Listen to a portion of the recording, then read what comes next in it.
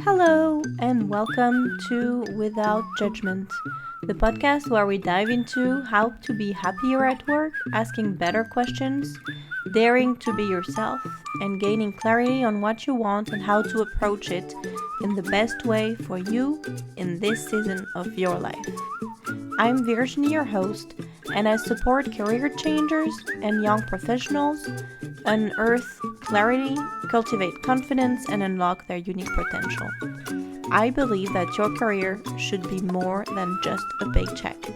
So, in every episode, I'll bring you new insights about life coaching and how it can help you navigate your professional life and reach your goals that you set for yourself.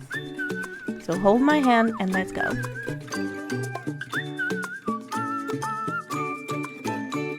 Hello, and welcome to Without Judgment, episode 18. Today we're going to talk about debt, owing money, and how it affects our daily life and relationship. Or does it all change depending on how much money people have? So, when was the last time you felt a relationship shift because of money? Or even a conversation? All this month, I've been bringing up a series of episodes on money mindset because April is Financial Literacy Month, and we started on a general definition of what is your money mindset and how you could look at your beliefs and decide which ones to keep. That was in episode 15. Then in episode 16, I shared with you some coaching tips about earning, and last week in episode 17, I discussed your spending thoughts. Which brings me to the last aspect I wanted to talk to you about when I think of money and money mindset, which is owing money or debt. Just saying the word debt, I feel like we all have some thoughts rushing to our heads. It can be positive or negative. For example, how great to be able to borrow money from a bank, from your family, from friends. I can think, even if I haven't made that money yet, it gives me an amazing opportunity to try new things, to invest in something. It opens door for me, like if you think of education, launching a business, or you can think pretty much the opposite and it can make you feel trapped, like you shouldn't have that, or maybe makes you focus so much on paying it back that you lose the focus of what it allows you to do. Or maybe it feels to you like you're constantly trying to catch up. So take a minute and see for yourself what comes to mind what you associate with the word debt. Then think of an example.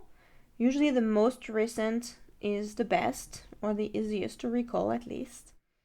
And when you have an idea, think about what do you owe, or what did you buy and borrowed money from to be able to get? Who did you borrow it from? What was it for? How much did you borrow? And how much time, how long did it take you to pay it back? Try to describe all the facts that you can remember. Really, only the facts. And then only after describing the facts, go into the little story that you have around what happened. Maybe it was much easier. Maybe it was much harder than you anticipated. Well, try to see how you went into borrowing that money and how you came out of it. Then, did you borrow from an institution or did you borrow from a friend or from family maybe? And if you have done both, what do you think it changes for you? Do you feel like your boundaries were pretty clear? Or do you feel maybe you didn't have any? Why do you think that is?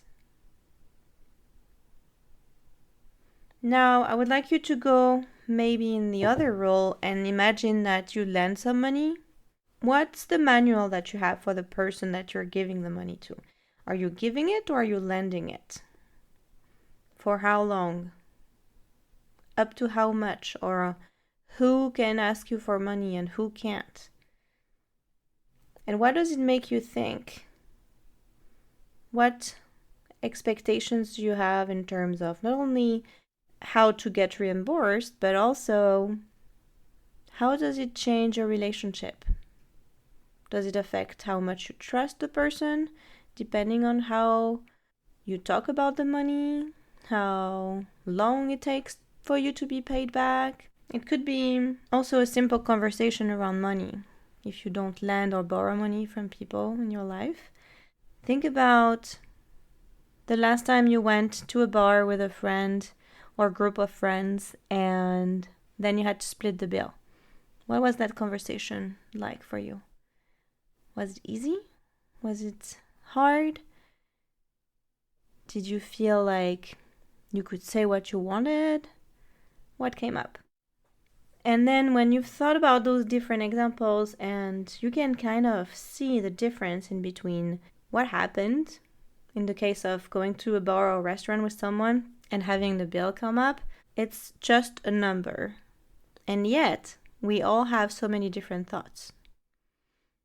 Depending on our beliefs, maybe depending on the money on our bank account, depending on a lot of factors, we're gonna be able to react in different ways. And for some of us, we can feel great and generous and just split equally. And for others, it's going to really affect the relationship and almost the trust that we have in some people if we don't go into that situation knowing what to expect. And it's okay. We all have a human brain. It's going to give us trouble sometimes. It's going to make us feel scared and almost think that a lion might jump out of the bush and eat us, but it's not the case anymore.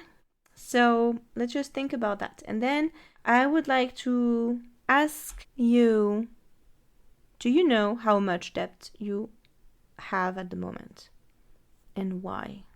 What did you buy for it? What created that debt?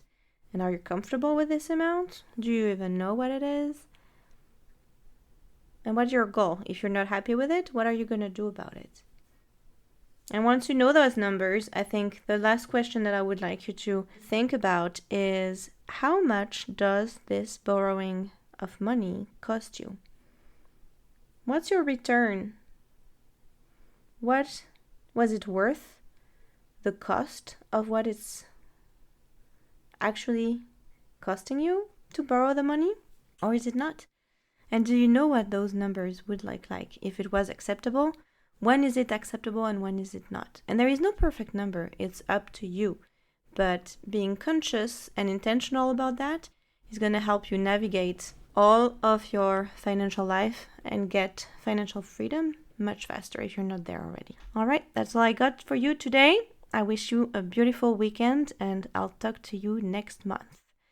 In the pretty months of May, I think I'm going to bring you some of my favorite mom tips when it comes to work and life in general. Not just from my mom, but from all moms. And I'll ask for yours too.